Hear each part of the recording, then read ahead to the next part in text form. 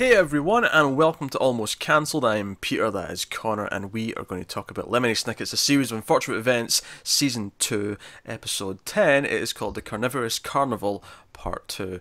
I looked at it just to make sure I got it right as I was saying you're a bit, hesitating in that. Look, I screwed it up last time, and I am running on very little sleep for this recording, so I'm not leaving anything to chance. You figured you got to go out strong, right? Got to go out strong. It's the finale of the season. It'll be another year or so before we get season 3.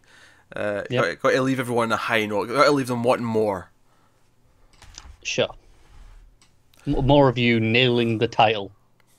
It's just the quality of the discussion in general. This has to be tip top. This has to be the best of the best. This has to be better than you usually come up with. All right, then. What you got for us? That's pressure. Yeah, you did it to yourself. Lions, red lions. We had lions. Belly of the Beast, which was said about 7 times, although we're only counting 3 of them, so we got a counter for 3. Yeah, that was fun.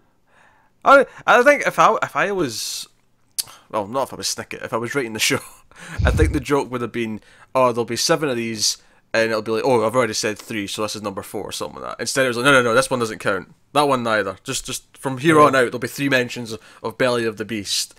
And yeah, but I did like where it came up with the 1 counter, and it was like, that one didn't count. And I scrubbed it out. Okay. Yeah. No, it was a thing. So this episode, of course, wrapped up everything. We had the lions. We teased lions in the last episode. We actually had a pit of lions, and Olaf's whole thing was about trying to throw a freak into the lions, in which we got some cameos in the audience.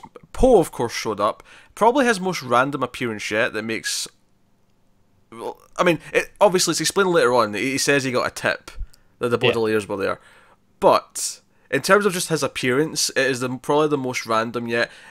I mean, the appearance itself is maybe not any more or less random than the hospital one, but I think it feels more random because it's so small in comparison. Because at least that one last time, he was like around for a while and he was, coughing up and he was...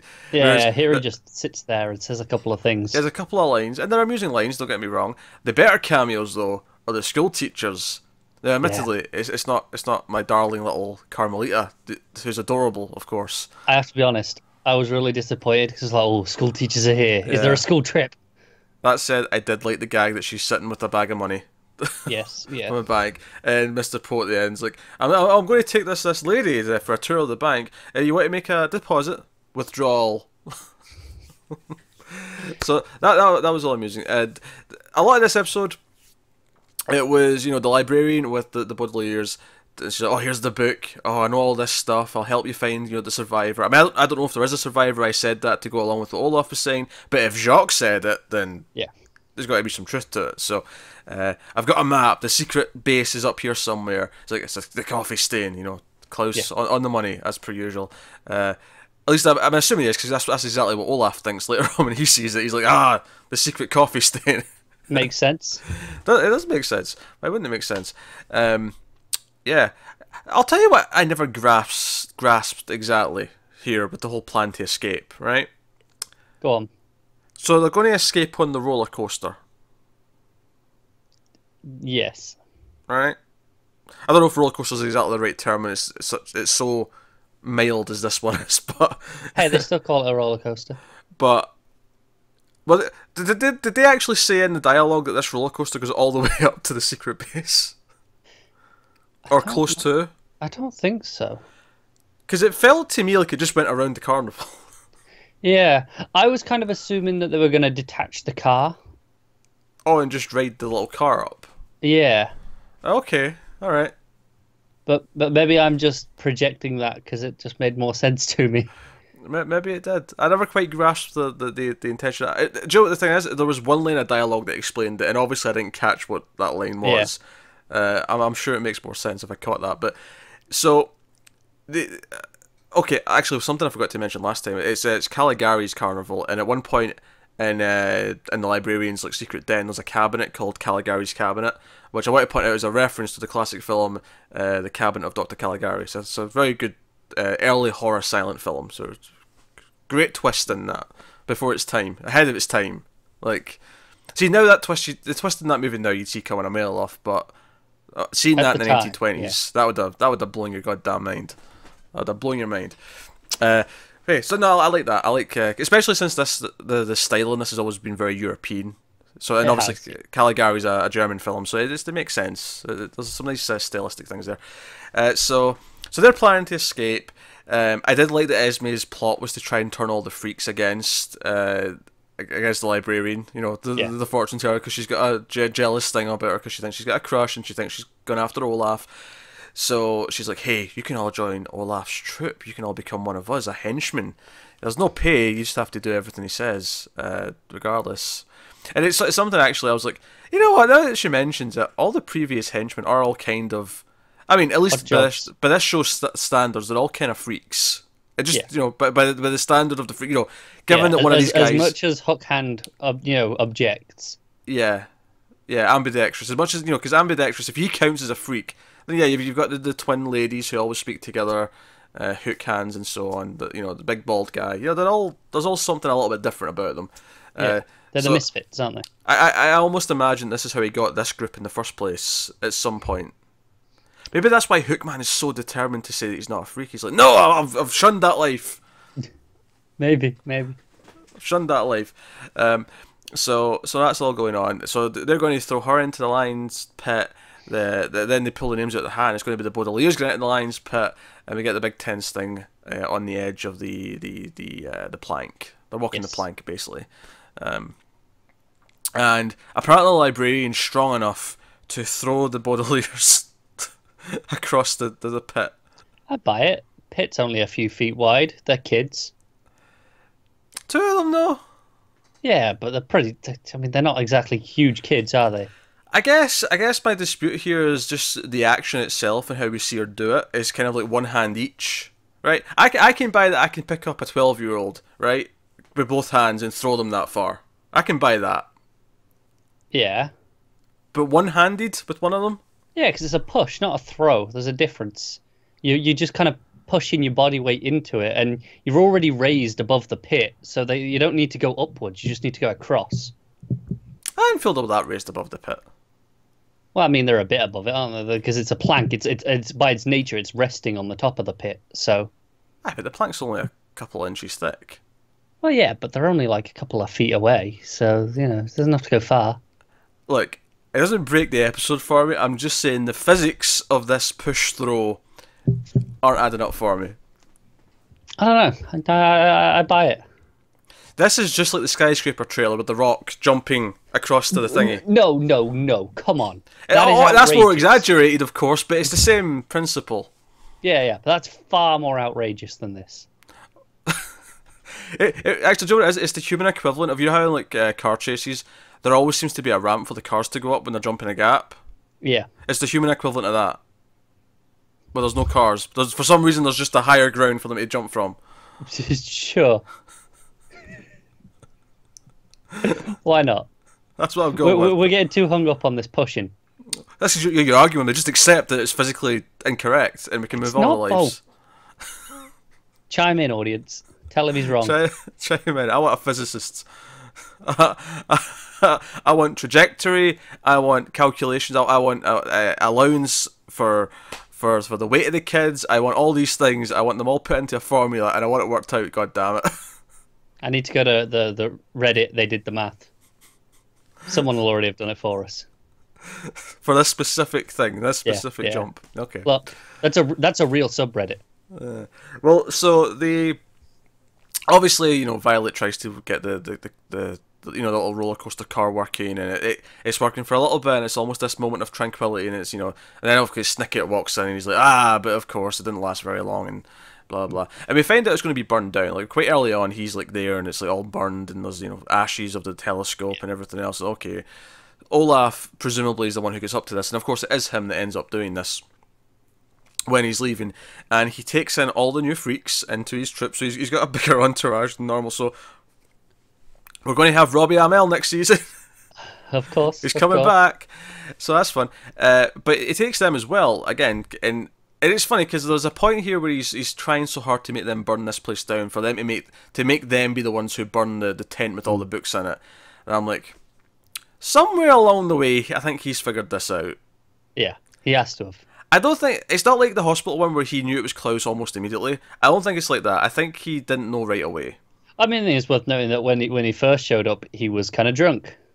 That's also true. Yeah. Oh, okay, we're making excuses for him now. So he was kind of drunk. Yeah, I'm just saying that it's just easy saying- to mistake things when you're drunk. We know what side you're on. Is all I'm saying. I'm not saying I'm not justifying it. I'm saying that's probably why he didn't realize straight away. Yeah, you're sympathising with the drunk person because you've got an alcohol It's problem. not sympathizing. It's logic. God damn it. So, of course, they get taken. They get put in the. Do you know? It's funny. I was actually questioning something, right? Because and it makes a lot of sense given where it goes. But I was questioning why they attach a carriage for the extra people because there's not enough room in the car, and yet all the new freaks were all being shoved in the back of the car. Yeah, it's a proper clown car, isn't it? Yeah, and I'm like, why is it just the kids that are going in this carriage? Something fishy about this. And sure enough, it was all a ploy. It was all a ploy to end the season on a very literal cliffhanger. It was as soon as they were going on the cliffs, I was like, okay, I know where this is going. I get it. I got the weirdest feeling of deja vu with this ending. Really? I don't know why, but because it ends with the cart going backwards towards the edge, and it cuts right at the as it's about to go over the edge. Right, that's where it cuts. See you next season. And I had this weird feeling of, like, I knew that was how it was ending somehow. Like these exact shots. Like I had it. I don't know. It's just a weird feeling of deja vu. I don't have any reason to explain it. No, I don't think we've seen anything similar recently. No, I don't think so either. It's just I had this weird feeling of deja vu just for those last few shots of it going towards the cliff. But I assume the next story is going to take place in the secret base, since we're on our way there. That would make sense, wouldn't it? It would make sense, but that'll be a thing next season. It hurts so much though because they actually get their hands in the book at one point, and we're going to be able to look through this, and then they have to burn it. Yeah, it hurts so much. Yeah. Also, I mean, it should clarify actually at one point that they put out fires both literal and figurative. So. Yeah. So sometimes it's actually like, I don't know, hostile disputes. They'll go in and put down the fire, Yeah, to stop makes the sense. tension. Yeah. So okay, there's a bit more actual spy stuff going on here. Just because I don't foresee fires themselves requiring much spy work.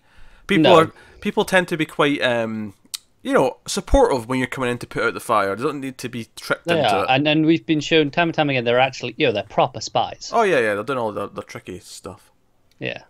They're doing proper spy work. We saw the Quagmire parents last season doing lots of spy work. Yeah. And the plane, hoping they'll get home to the kids in time. All those various things. So yeah, I mean, I enjoyed all the characters like I normally do in this one. Really, I laughed a lot when Hookman called what, Tralala? Is that what you call the thing? Not Tralala. His whip thing. Yeah, I don't know the name for it. They said it a couple of times in this one. It was like Tralalando or something like that. But he called it the big noodle. Yeah, and that made me laugh. That's all I thought of it as from that point on. Look at me trying to remember the correct phrase. When it's a word that I don't know like that, it doesn't go in necessarily. It just kind of goes over me. I'm like, yeah, okay, I recognize it when I hear it, and I'm go, okay, I from context, it's that. But I'm never going to know what to say. Half the point of this show is teaching us new words, Carl. Yeah, but Snicket didn't show up and teach me that one. Well, you need him. He's like, pause the episode. Going, a word here that in this case means, and explain it to you. You need the context. Been nice, yeah. Okay, need a definition. If he'd done that, I might remember it. Okay, well, here we are without the exact phrase. But of course, there's obviously one of the things that we were speculating last episode is that there was someone here that was the fortune teller before the librarian, and she even says, "Oh, whoever's at the station is the fortune teller." It's kind of a rotating gig. Yeah. And that she told whoever this was about the sugar bowl at the hospital. Oh, that's the mysterious glove person. We see quick shots of the gloves. Almost too much to the point where I thought that she actually said, and she went to the hospital to get the sugar bowl, and we see that shot again. I thought, I already figured that out. You didn't need to show me that. That's fine. But hey, whatever. But we see this mysterious person show up at the end. She arrives late at the carnival. It's all burned down, and she gets out. First thought, this is the actress from Get Out, the girlfriend. Yes. I want to say something, but it would spoil that movie, so I'll refrain from doing such a thing. Very wise. But she got out of the car and... Really, that's the one you're going with. Well, I can't say my spoilery ones, so that's what I'm going with. Oh, that was awful. I love it. Oh, that was so low effort. Yeah. So who are we thinking she is then? Because we have no basis for this. I have to be honest. Because I got a flash of memory in this episode. Oh, really? From the books? Yeah. All right. Okay. I remembered who this was. I remember because it all came together. I think that, she's quite important in the last couple of books. All right. Okay. The last bit of the story. And I got a flash memory of who that was and who the survivor of the fire is and that sort of stuff. Oh God, no! I know. You know all of it. I'm like, why did I remember this now? Why couldn't I remember this tomorrow? That would have been so. I'm just like, I know. Yeah. That goes to speculate. I mean, I'll say my first thought was, okay, she's far too young to be Beatrice, because Beatrice would be the Snickets and so on's age. Like, they're all in their 40s or whatever. Or possibly 50. Is Warburton hitting 50? I have no idea how old He's maybe just about to hit 50. Seems he's about that sort of mid to late 40s range. Let's have a look. He's 53. Oh, there you go. Oh, that's good for his age then. It does, doesn't it? Fair enough. So I'm like, okay, so it can't be her. And I'm like, okay, so she's in her 20s, right? So who could this be? We've not seen her before. We've not heard of, like, them having a bigger sister, right? Which is, would that be the swerve? They had a big sister they didn't know about. So my guess at this point is, and you can't tell me if I'm right or not, for spoilers' sake. Of course. But my guess at this point is that this is one of the members of the VFD's kid. This is another kid from one of them. That makes sense. Either a Snicket, I mean, probably a Snicket because they're the two main ones we know, but potentially, Yeah, any of the other families. Yeah, any of the other ones that we've met, but probably that could be a big Quagmire sister, I suppose. Not mentioned there, admittedly, but they just keep saying triplets. They don't mention if there's an older one that's not a part of the triplets. True, yeah. So that's possible. The thing is, whoever this is anyway, they haven't really mentioned them. No, not. My guess is a Snicket. I don't know if I'm going with Lemony or Jacques, but my guess is one of them have got a daughter. That makes sense. So that's my guess at this point.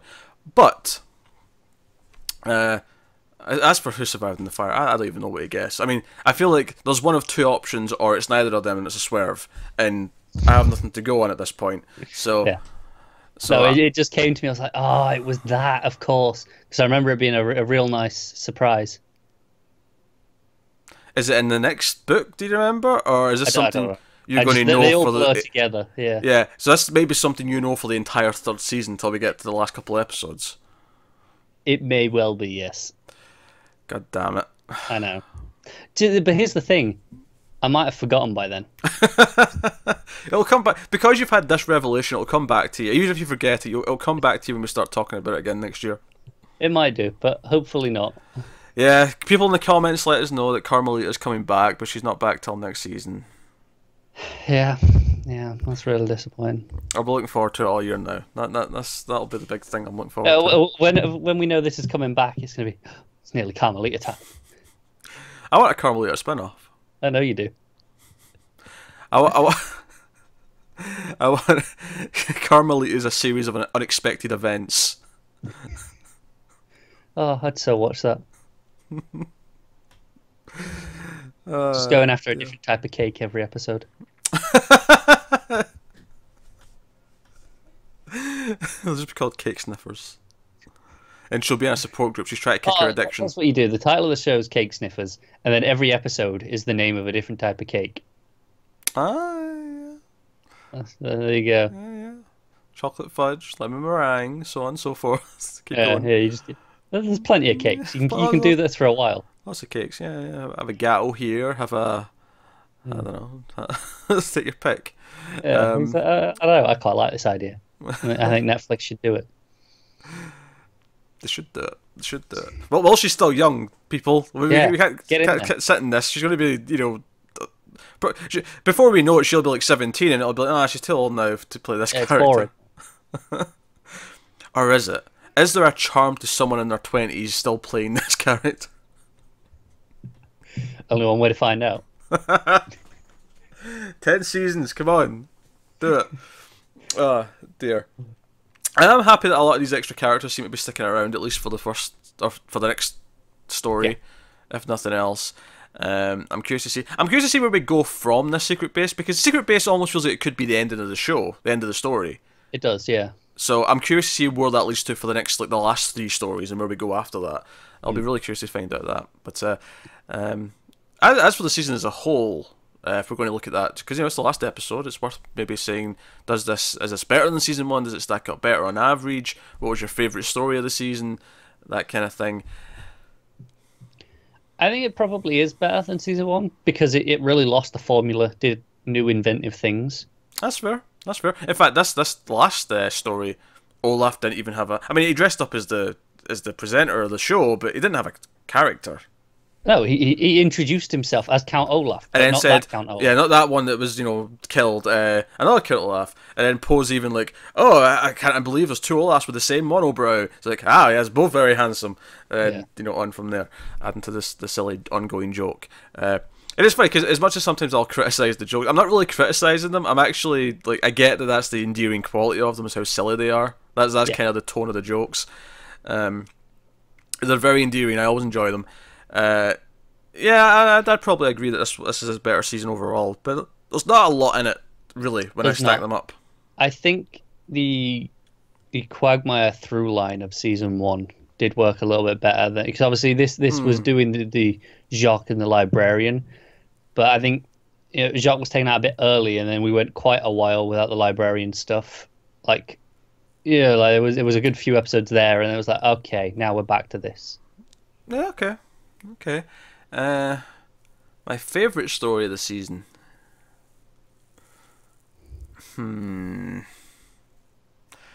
It's. I feel like it's between 3 of them, and I'm not sure which of the 3 I'm picking. Let me guess: the hospital, the school. I'm not sure on your third choice. Third one would be the elevator. Okay, yeah. Yeah, those are all pretty good. Yeah, those are my few. I don't know that I dislike the village or the carnival, but they both had their high points and their qualities. I think the settings of the other ones were just more fun for me. Plus, Carmelita was in that first story. Exactly, yeah. So there you go. That was a big thing. The hospital stuff had the horror elements that I liked. The elevator, I liked Olaf's character. I liked the whole in and out thing. But that was probably the most season 1 story, actually, was the elevator one. It was, yeah. I don't know. I think that maybe why it works so well, because it's the only one of those. So yeah, that's true. It doesn't feel like it's being done anywhere else. It's unique this season in it, rather than just being it's another one. Which is it's different. I will say best disguise still goes to Scatman Detective. Oh, I'll give that. Yeah, I think Vale Village might actually even be the weakest of the entire set of stories. But that's fair. Scatman Olaf is maybe the best Olaf. Yeah, I want that one back. I think that's what they need to do in the last story. They need to do a greatest hits. Greatest hits of costumes. I can see it. I could see it happening. I could see him having to go through his entire wardrobe of costumes in some wacky situation. Yeah, I could totally see that being a thing. I didn't even mention the librarian get eaten by lions. She's dead. Yeah, they told us in the school though that she was going to have a really really shitty fate. So that's true. It did. Also, it's nice to know that newspaper boy can still get out here at the carnival and drop off his paper. Just It seemed weird actually seeing someone throw the paper though. Like, I feel like usually they just kind of appear from off screen. We've seen him ride away on his bike a few times. We have a couple of times, but for most of them, it seems like paper off screen, and then he gets lost in the crowd. Oh, okay. But no. So very solid season. I'm looking forward to the last 4 books and the last 4 stories from the 4 books, and the mystery, who's alive, who this mystery character is, who's here for the Sugar Bowl. Yeah. And actually, that's another thing. The librarian was almost going to tell us what the Sugar Bowl's relevance was. Yeah. Night of the Opera, and then it all kicked off with a Sugar Bowl, and then she got interrupted. There's like, what about the Sugar Bowl? What did it do? When did it start? Never mind. Damn it. So close. One of the other little things that I learned that I really liked is You know, from the flashback from last episode Mm. where Olaf goes to push Beatrice off the cliff, right? Yeah. From the headquarters. I was like, he actually did succeed in pushing her off, but the wings worked for some reason. Well, he sounds very annoyed about it. Yeah, but I was like, that's just zany enough in this show to be like, yeah, sure, why not? Yeah, yeah. So no, looking forward to season 3, which we know we're getting. It's already been renewed. It was renewed with season 2. Once season 1 was a hit. I think because they knew they had to get going quickly, so the kids didn't age too quickly. So Yeah. This will be straight into production as soon as possible. I imagine so. So that is our season finale review of Lemony Snicket's A Series of Unfortunate Events. Let us know what you thought of the episode and the season as a whole in the comments below. Like, subscribe, all that stuff. We just squeezed this in time for the next Netflix show starting. Only just. We made it. So yeah, that's us. If you want to support the channel, head over to patreon.com/MailFuzzTV. You can do that over there. But otherwise, that's us. So thank you once again for watching and listening. We always appreciate it. Keep watching TV for a lot of unfortunate events, because most TV thrives on bad things happening to people. That's how you have plots. It's true. Yeah. I feel. I feel like I want to read, because Handmaid's Tale's coming back, so I feel like you could rename that to A Handmaid's Tale of Unfortunate Events, and it would fit pretty well. There's a lot of unfortunate events in that show. It is, yeah. Not wacky, funny. Unfortunately, this show, it's just downright horrifyingly unfortunate. Yeah, depressing, and yeah, just, oh my god, please give us some hope for the future, please. This is killing my soul. Yeah. Oh, Look forward to it. Imagine if Lemony Snicket, imagine if Handmaid's Tale paused and Just Lemony pause, Snicket walked out. He's like, I warn you now, viewers, to turn off, because this is a dire story. I'm not gonna lie. I think every show would be improved by Lemony Snicket walking on and giving that warning. Oh dear, that's a mashup I want to see. All right, so that's been the finale. Thanks once again. We'll see you next season.